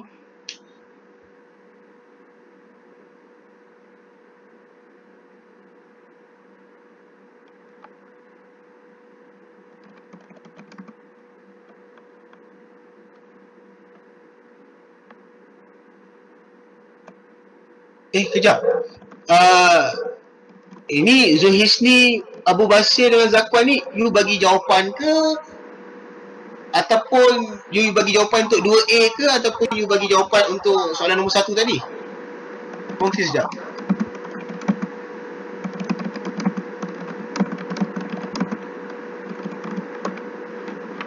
Oh, 2A.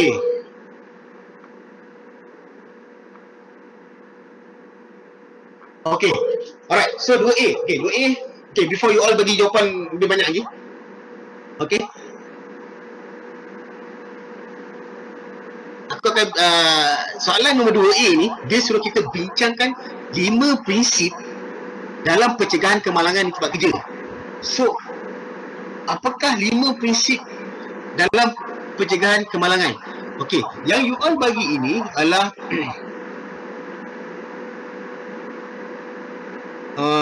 aku try fahamkan. Management and worker must fully cooperate. Okey, betul. Mewujudkan organisasi seperti committee member. Okey, kena betulkan kat situ. Resources necessary to carry out policy might exist a given solution and employee can. Okey, ini kena ni. Okey. Macam aku pergi ke atas balik tak. Ini bukan domino framework ni. Ini dia tanya prinsip pencegahan kemalangan. Okey. So, apakah dia punya prinsip? Dia punya prinsipal ni, dia punya tiang dia ni. Okey. Aku pergi ke atas balik yang korang bagi jawapan tadi. Okey. Identify hazard, hierarchy ataupun inspection, itu dah more kepada contoh dalam prinsip pencegahan. Okey. Next, jawapan yang korang beri adalah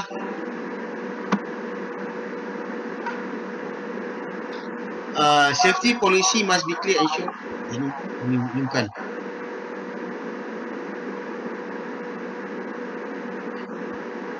Eliminate suggested acceleration and control. Ini adalah hierarchy control. Itu pun adalah contoh kepada prinsip pencegahan kemalangan. Norman. Okey.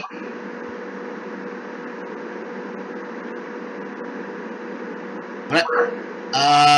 And then identify hazard before start work. Management worker must fully cooperate. Okay. Identify hazard before start work pun adalah prinsip contoh kepada prinsip pencegahan kemalangan. Management and worker fully cooperate. Yes, dia adalah salah satu prinsip pencegahan kemalangan. Di mana bagaimana kita nak mencegah satu kemalangan tempat kerja ini, management dengan workers ni kena bekerjasama dalam pencegahan kemalangan. Apa yang dimaksudkan kerjasama ni? Inilah yang korang katakan buat hierarchy, buat identify of the root cause. So management dengan workers kena kerjasama. Because the management dia tahu SOP je, dia tahu dokumen je. Tapi workers dia adalah skill punya person, dia yang buat kerja. So dia kena bekerjasama. Okay? Dapat guys? And then mewujudkan organisasi seperti safety committee member. Yes, itu adalah contoh kepada how management and workers must fully cooperate. Okay.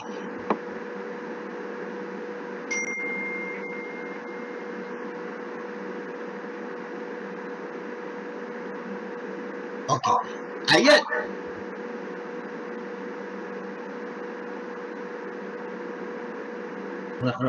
korang dah dapat dah. Korang dah dapat dah.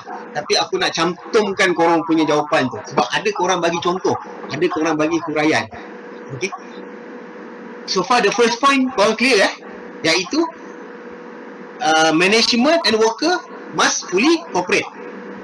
That you all punya first point. Itu betul. That's the principle of of incident prevention.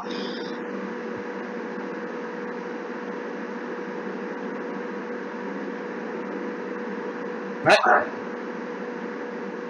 How to operate, macam mana nak fully cooperate, kita menggunakan safety committee tu.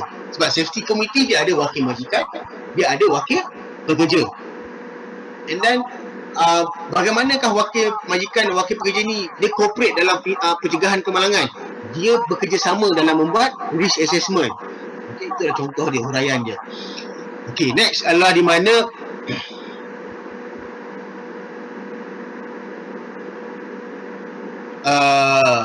top management must take lead. Yes, once ada safety committee, okay, top management kena bagi kata putus yang terakhir. Kadang-kadang wakil majikan, wakil pekerja ni berbalah dalam meeting. So siapa yang akan bagi kata putus adalah top management ataupun chairman itu sendiri must take lead in organization of safety. Okay, so This when the safety policy must exist. Maksudnya ni contoh, aku guna contoh 376 ni, di mana dia akan mengeluarkan satu dasar safety policy, okey, dan dia bagi masa kepada dia punya pekerja ini untuk complykan, untuk bekerjasama kepada OSH policy itu. If not comply, dia akan bagi penalti. Okey. So para pekerja ni dia akan more kepada pergi towards to OSH policy lah. So the OSH policy tu juga adalah salah satu prinsip pencegahan kemalangan, salah satu cara untuk pencegahan kemalangan. So the top leader, top management must take the lead in organising the safety. Okay. Okay, about safety policy. Once macam mana orang nak tahu bagaimanakah prinsip ataupun bagaimanakah kita nak mencegah kemalangan ini. Okay. So the safety policy ni semua orang kena tahulah. The best, maksudnya kat sini aku ada nampak jawapan kat sini. Di mana bila katakan nak the policy in workplace ni kena definite dan kena tahu benda ini. So salah satu contoh dia adalah safety policy ni must be clear and shown to all workers and trained and supervised. Ni.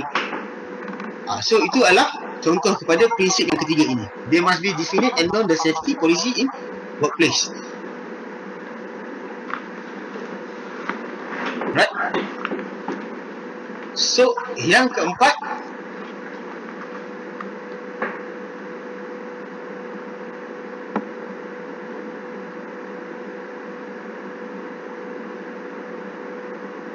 accident prevention is essential part of good management and a good workmanship. So dia memastikan dalam prinsip pencegahan kemalangan ini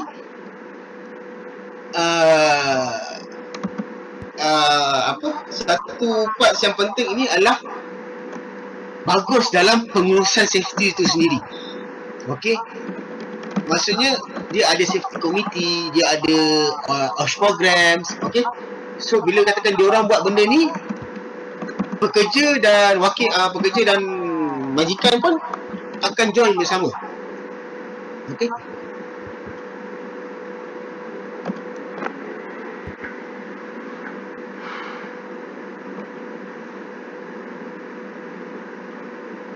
Yes.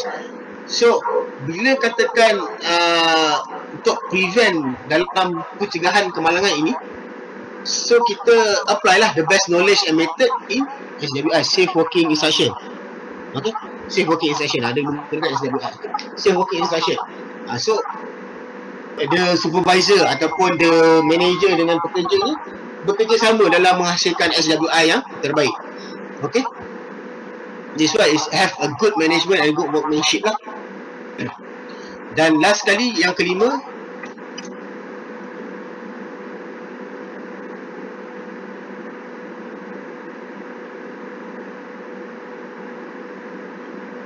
the organisation and resources necessary to carry out the policy must exist. So maksudnya kat sini, dalam prinsip of pencegahan kemalangan ini, semua orang, okay, organisation dengan resources ini kena carry lah dia punya OSH policy, dia kena patuh kepada OSH policy itu sendiri.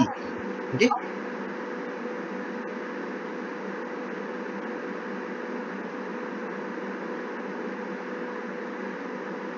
Okay. Prinsip pencegahan kemalangan ni adalah kita towards bagaimana kita nak mencegah kemalangan itu sendiri. Apa the best thing in pencegahan kemalangan. So ada kita punya member dah ada bagi contoh tu sendiri. Okay, ada yang bagi huraian tu sendiri. So kita boleh gunakan dalam 5 prinsip ni. So 5 prinsip dalam pencegahan kemalangan adalah 5 perkara ni. Management and worker must fully cooperate. Yang kedua adalah top management must take lead in the organization safety. Yang ketiga, there must be definite and known safety policy in workplace. Yang keempat, accident prevention is an essential part of a good management and of a good workmanship. And then yang kelima, the organisation and resources necessary to carry out the policy must exist. Okay, these are 5 points of the principle of incident prevention. Okey. Yang member-member yang lain tu yang bagi tu dia adalah more kepada contoh tu sendiri. Bagaimana kita nak towards tu principle, that's principle. Perlu huraian.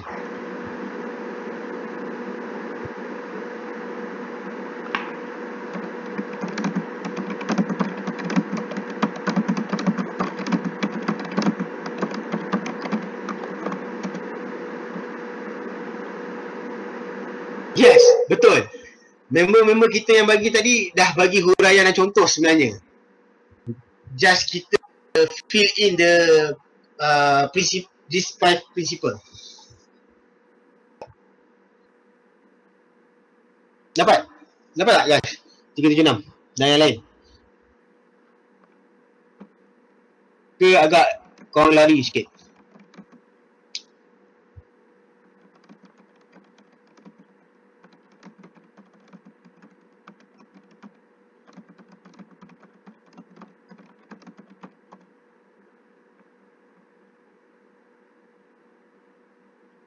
Okay, management and worker must fully cooperate.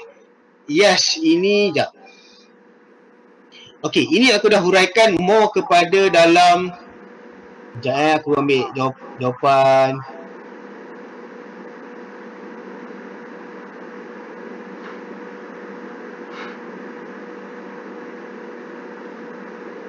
Sekejap aku ambil jawapan kepada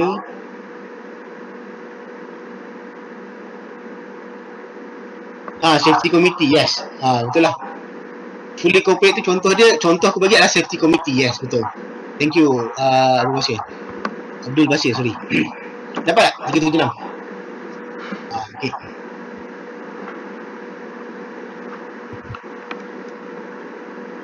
Okay, so yang lain dapat? So far, apa yang aku nampak ni korang dah mula faham bagaimana taktik kita nak jawab soalan ni. Soalan essay. Okay. Korang dah bagi huraian. Sometimes korang tak tahu point tapi korang bagi huraian terus. Okay. That's a good thing lah. Yang dia akan membantu kita lah untuk dapat markah juga. Okay, 2A clear? Kita pergi pada 2B. Clear tak 2A?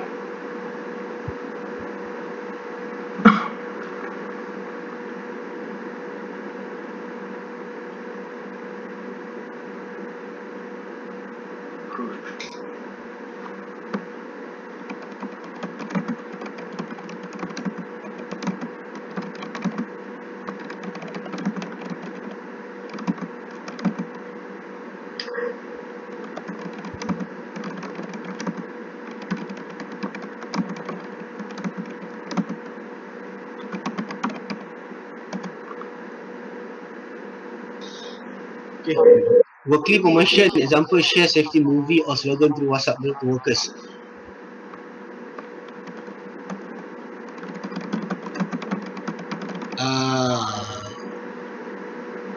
Okay, 376, you bagi soalan jawapan 2B Yeah, alright. Okay, alright. Okay, so so yang lain faham 2A. Okay, so kita pergi pada 2B. Thank you. Okay, so 2B, anda sebagai pegawai keselamatan dan kesihatan di sebuah syarikat petroleum and gas, terangkan pendekatan anda untuk mencegah kemalangan bagi meyakinkan majikan. Ini adalah cara bagaimana kita nak mencegah kemalangan. Tadi of principle in prevention of incident. Ni sekarang ni kita cara untuk mencegah kemalangan. That's yang tadi korang bagi huraian tadi tu, kita boleh gunakan ni. Okay, contohnya member kita bagi weekly promotion. Okay, kita adakan weekly promotion, example share safety movie or slogan through WhatsApp group to workers. Okay, itu adalah salah satu perkara yang bagus. So maksudnya pekerja dia akan aware apakah insiden yang berlaku dekat tempat kerja dia, yang boleh berlaku tempat kerja dia. So dia akan mula berhati-hati untuk bekerja. Kita main kepada more psikologi pekerja lah. Okay, yang kedua adalah share accident rate in extreme. Poster. You mean poster ataupun information. Share accident rate in entrance gate. So pun boleh juga. Salah satu kalau kita pasang poster, okay, pendekatan cara kita untuk pasang poster tu sendiri.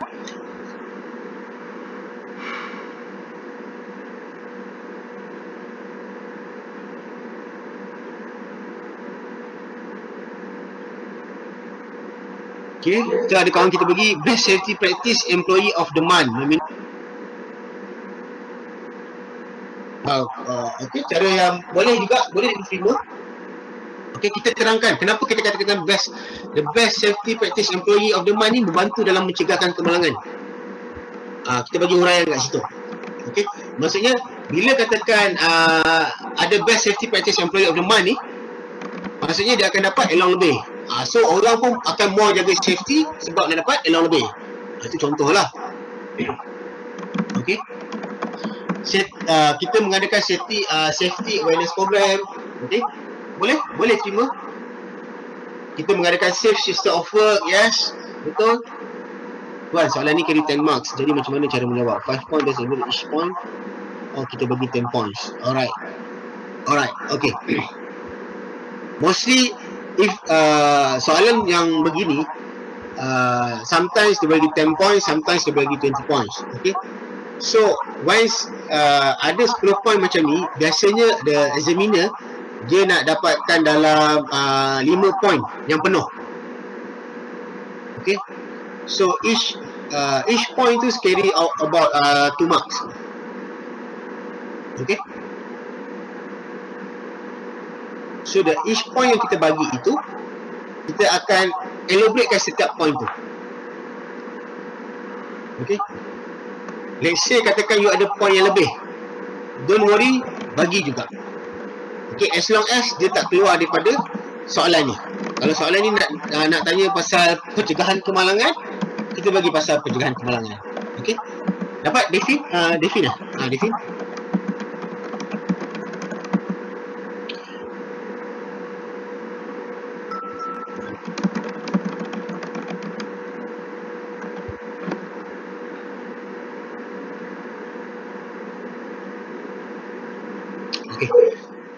Okay, saya semua balik safe system of work. Okay, kita mengadakan safe system of work supaya perjalanan kerja, proses kerja itu dapat berjalan dengan selamat. Okay, encourage employee to report hazard.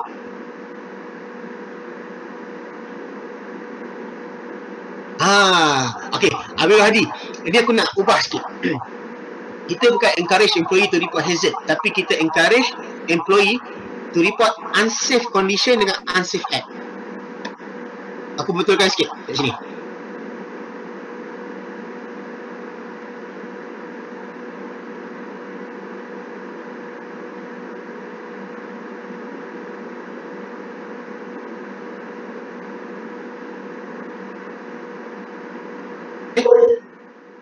Sebab, okay, kalau katakan report hazard mana-mana ada.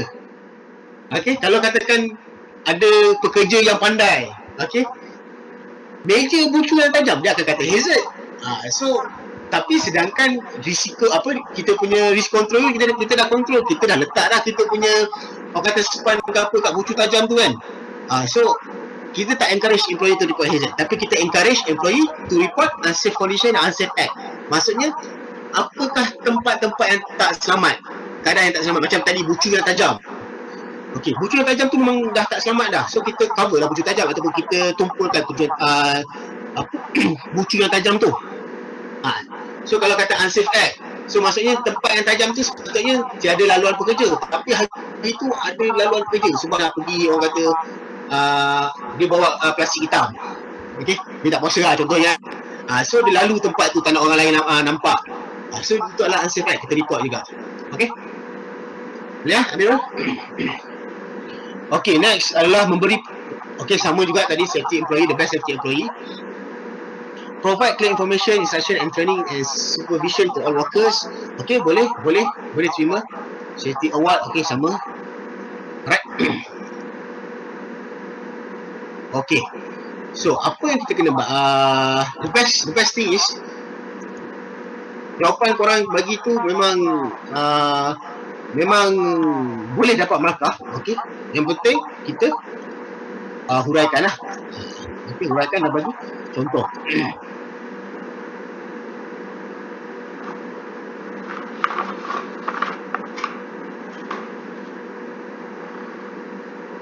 Okay.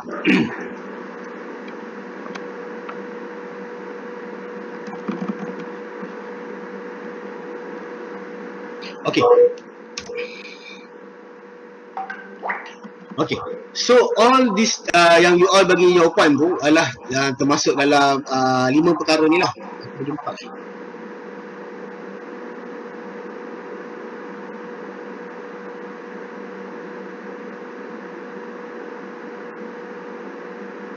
Perkara ni.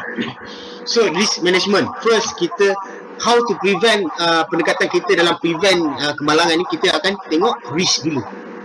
Okay, risk management. So dalam risk management ni kita akan process of identifying, assessing of and curtailing risks of injury and illness to organization, capital, earning and make security of requirement. So maksudnya kalau katakan kita nak senang faham kat sini, first thing first, bagaimana kita nak cegah kemalangan, kita ambil satu scope yang kecil, department production. Okay, so dalam department production tu kita akan menilai dia punya risk assessment tu. Kita akan tengok apakah risiko yang boleh berlaku ataupun yang berlaku di tempat kerja kita. Okay, dan risiko ini kita akan proseskan apakah cause ataupun cause of effect ataupun injury yang boleh berlaku jikalau berlakunya kemalangan. Apakah berapa kerugian kita ada. Okey, adakah legal requirement telah dipatuhi dekat kita punya production department. So that is the risk management.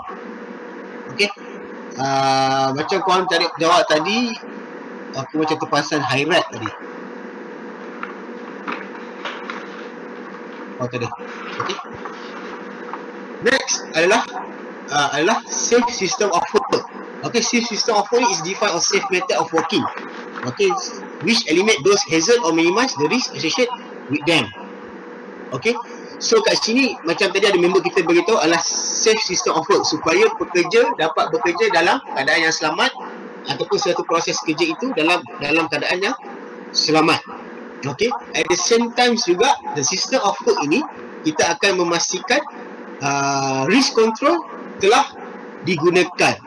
Okay, macam korang bagi tadi, bagi poster, bagi safety information ataupun contoh-contoh kemalangan, itu adalah more kepada risk control. Itu adalah administration control, risk control lah. Okay, that's a safe system of work. Okay, so yang ketiga adalah bagi safety and health management system and program. So kita ada bagi program. Contohnya tadi kalau korang bagi contoh di mana program korang adalah best safety employee. So itu adalah salah satu program yang encourage pekerja untuk bekerja dengan selamat. Okay, sometimes you ada boleh katakan safety program of working at height. Okay, maksudnya kat sini program working at height ni kita akan bagi all the information pasal working at height, sama ada contoh kemalangan, sama ada of cara-cara kerja yang selamat, sama ada of cara-cara pemakaian PPE, ataupun sama ada daripada segi latihan kepada pekerja untuk bekerja di tempat tinggi. Okay, that is safety program. Yang keempat adalah safety and health culture and behaviour program, di mana safety culture is the result of combined individual and groups efforts toward value, attitude, goal and profession of organization health and safety program. So maksud kat sini, bila kita buat program, kita akan membuat dari segi audit, inspection, okay, nak memastikan pekerja-pekerja kita ini memfollow kita punya program-program kita yang telah kita jalankan.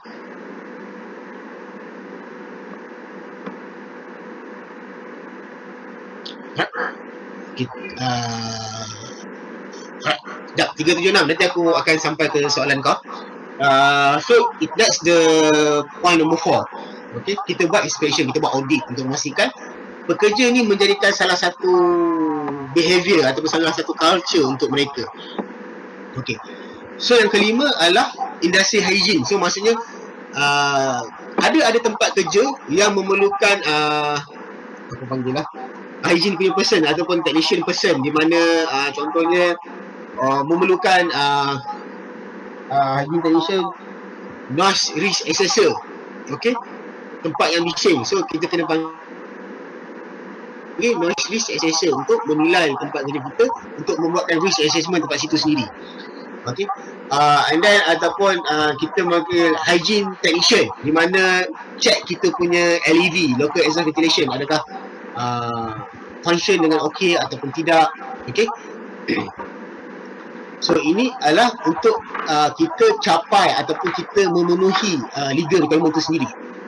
Right, itu adalah pendekatan dalam mencegah kemalangan. Alright, so tadi soalan if answer 5 point with 5 explanation but all under category of safety and health culture and development program dapat 2 markah ke 10 markah. Alright. Okay, soalan yang diberi adalah soalan yang orang kata soalan terangkan pendekatan anda dalam mencegah kemalangan. So the points yang saya bagi ini adalah specific punya point. Okay, so if you let's say katakan dalam satu point tu you explanation of about safety and health culture. So dekat sini sometimes when you explain the safety and health culture ni, dia akan terkait dengan safety management. Okay, dia takkan explanation you takkan sama. Dia akan explain safety culture, maksudnya kita buat inspection, kita buat audit. Okay, dan dalam safety management pun you ada mention berkenaan dengan safety committee untuk membuat audit. So dekat situ you dah kata safety management. So kat situ pun you ada markah kat situ untuk safety management. So you don't worry kalau you bagi more point, more jawapan dalam you punya answer, this answer. Okay, it depend on the examiner tu sendiri, because dalam exam, examiner dia akan dapat skema jawapan lebih banyak lagi daripada point itu sendiri. Contohnya kalau katakan contoh 2B ni dia 10 markah, so sepatutnya kita bagi kita bagi 5 point. Tetapi dalam skema jawapan examiner dia ada 50 jawapan. So don't worry about that, kita just bagi je kita punya point-point kita. Yang penting ada explanation dengan contoh. Dapat 376. Kalau audit and inspection bukan masuk dalam point ketiga di bawah safety and management program. Alright. How you define of audit dengan inspection? Macam tadi, saya define audit dengan inspection tu adalah untuk memastikan pekerja menjadi culture ataupun behavior kepada program tersebut. Itu dia termasuk dalam poin yang keempat. Tetapi kalau you katakan dalam safety management tu setiap proses kerja memerlukan inspection dan audit, okay, bagi memastikan mereka mematuhi SOP. Itu dah termasuk dalam poin yang ketiga. Kau faham tak? Sorry. You faham tak, Colin? Saya punya explanation tu. Definition of you punya words tu sendiri dah membentuk kepada safety culture ke ataupun safety management? Alright, cantik. Alright. Okay, okay, thank you Fikri. Contoh dia nak 5 point, kita bagi 7 point, dan 2 point awal tu salah, dekat dia ambil. Okay, dia tengok pada examiner. I'm not sure about that, but dia tengok pada examiner. Kalau katakan point korang yang atas adalah berkenaan dengan point yang bawah dan dia ada keluar tajuk, dia totally salah semualah. Ini terjadi dekat soalan law. Okay, kalau katakan nanti aku explain lebih lanjut pasal soalan law. Kalau katakan 2 point salah tu, dia kalau salah you keluar tajuk, memang salah lah. Tapi kalau you ada dalam tajuk, betul lah. Contohnya kalau 2 point tu you cerita pasal apa kalau contoh ni kat sini adalah pencegahan kemalangan, tapi you cerita pasal 2 point salah tu, you cerita pasal apa lah?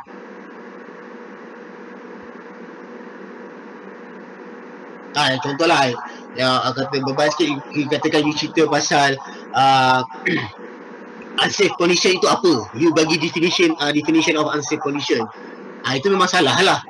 Tetapi kalau you katakan unsafe condition perlu dilakukan dengan segera, itu boleh betul.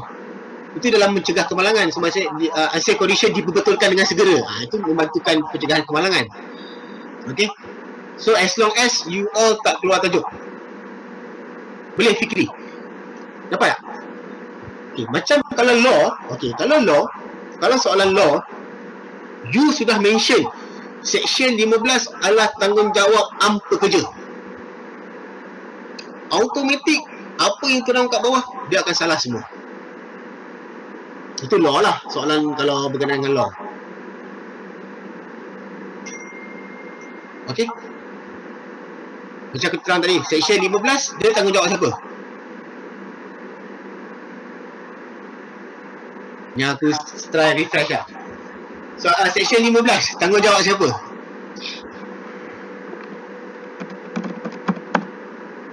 Hey, Amirul, hati-hati. Amirul, hati-hati. Section 15 adalah tanggungjawab majikan. Okay. Tapi bila you mention, okay, Section 15 dalam Section 15 adalah tanggungjawab majikan. Dalam tanggungjawab majikan perlu memastikan pemakaian PPE.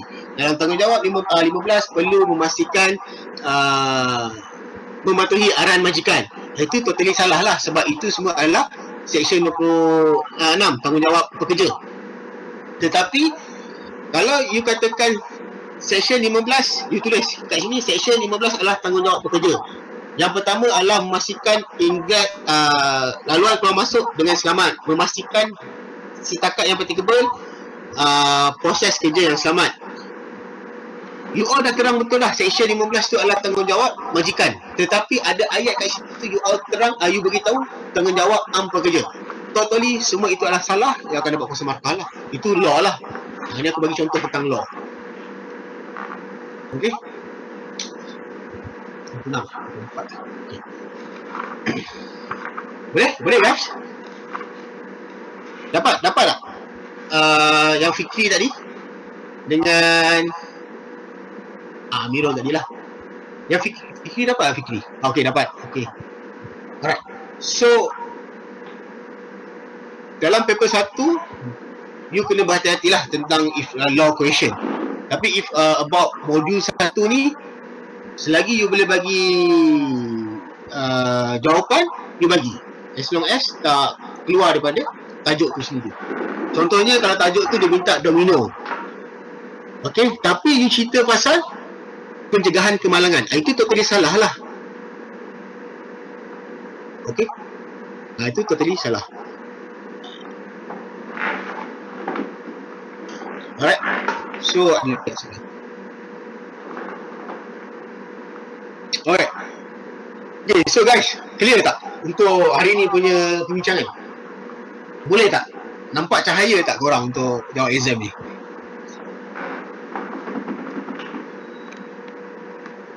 Oh, nampak cahaya, alhamdulillah. So yang lain, okey tak? Boleh tak? Ada cahaya tu. Okay. Because okay, we in touch memang target essay lah untuk kita lulus dalam exam sebenarnya. Faham? 1 point tu 1 huraian dapat otak. Okay, aku tambah 376 tu, aku tambah 1 point 1 huraian 1 contoh. Jangan contoh tu jangan tinggal. Siapa 376 ni? Boleh tak? Contoh tu jangan tinggal. Dia kena ada point, huraian dan contoh. Okay. Ada Nur. Okay. So aku wrap up. Soalan pertama dengan tentang OSMS. Okay. Soalan pertama tentang OSMS itu sama ada you all boleh buat PDCA ataupun kopiah. You tengok pada soalan, you baca soalan betul-betul apa soalan itu nak. Okey, soalan dalam exam dia akan minta direct sama ada PDCA ataupun kopiah.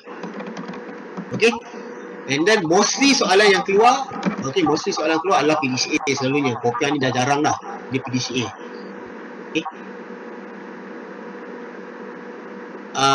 And then polisi, you kena tahu bagaimanakah bentuk polisi. Dia akan ada dalam subjektif lah biasanya. Okay. Soalan kedua adalah berkenaan dengan incident prevention. You kena tahu 5 prinsip of prevention tu. Itu biasa dalam subjektif ataupun objektif. Tetapi daripada segi pencegahan kemalangan, daripada segi macam mana kita nak buat report dalam incident prevention ni, itu ada dalam essay biasanya. Okay. So hari ni kita cover 2 topik dalam modul 1. Alright. Okey, 376 ini soalan bulan Jun atau Ogos sama. Ada kemungkinan sama, ada kemungkinan tak sama, ada kemungkinan dia pusing saja. Tak boleh. Sorry. Bahasa boleh rojak ke? Tak boleh. Jangan bahasa rojak. Okey. Dalam esei dia akan bagi 4 buku jawapan. Setiap buku jawapan tu untuk satu soalan. Alright.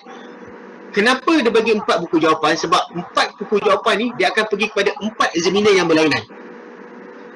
Examiner 1 dia akan tanda soalan nombor 1. Examiner 2 tanda soalan nombor 2. Examiner 3 tanda soalan nombor 3. Examiner 4 tanda soalan nombor 4. Ada macam tu. Okey. So dalam buku jawapan korang 1 itu, you all kalau English semua.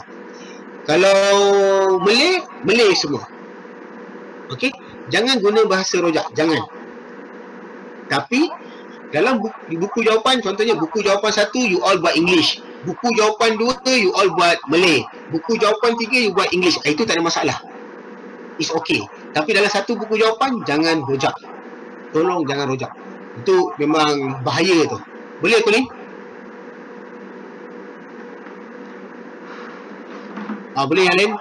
Sorry lah, agak aku still kat situ sebab memang bahaya tu. Itu kalau examiner yang tengah bad mood, dia memang payah sikit lah kita nak markah. Jangan bahasa rojak. Short form pun jangan. Macam kalau you all nak tulis yang, ditulis YG je, itu jangan, elakkan. Ataupun you nak tulis sebagai, you tulis SBG, itu pun jangan, elakkan short form. Bahasa-bahasa TikTok ke, bahasa-bahasa WeChat pun jangan lah.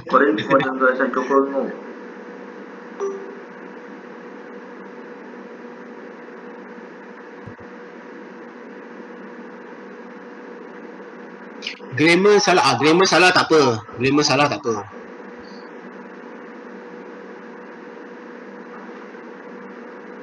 If let's say you tengah jawab BM and then you tak ingat the Malay word English tu, so you letak apostrophe. Kalau soalan 1 BM, soalan 2 BI pun boleh. Saya kena explain lah Fikri. Soalan kedua tu, dalam buku jawapan kedua tu you buat BI, itu boleh.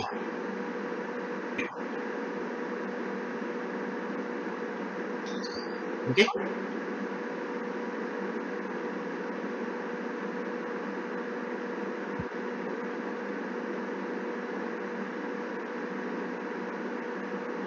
Soalan pukul 1.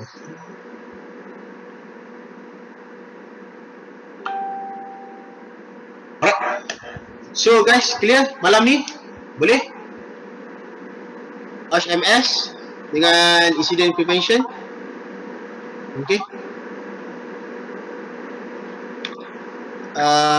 Try study juga domino, apa perbezaan domino untuk modul 1 ni. Okay. Dengan ni, apa tu, Lord Robin. Yes. Betul. Aku setuju Zulus ni. Dia mula-mula memang berat, tapi once you all sudah dapat. Okay. Right, aku remind kembali. First, selain HMS dengan incident prevention ni, try tengok juga domino, apa perbezaan domino, framework dengan lagi satu, Henry. Yang kedua, you tengok Lord Robin punya. Lord Robin biasanya dalam subjektif. Domino ni biasanya dalam essay. Right guys, itu saja malam ni. Sorry, tak tahu masa kurang berapa sebab jadi terlebih pula 11.21 1 minit. Tadi pun start lewat kan. So sorry lewat sikit sebab ada emergency sikit. So terima kasih semua pada malam ni. Kalau yang ada soalan boleh, alamak, korang tak ada WhatsApp dulu kan? Tak apa, boleh contact Firdaus lah. Nanti Firdaus akan forward ke aku jugalah. Ataupun kalau nombor aku pun 07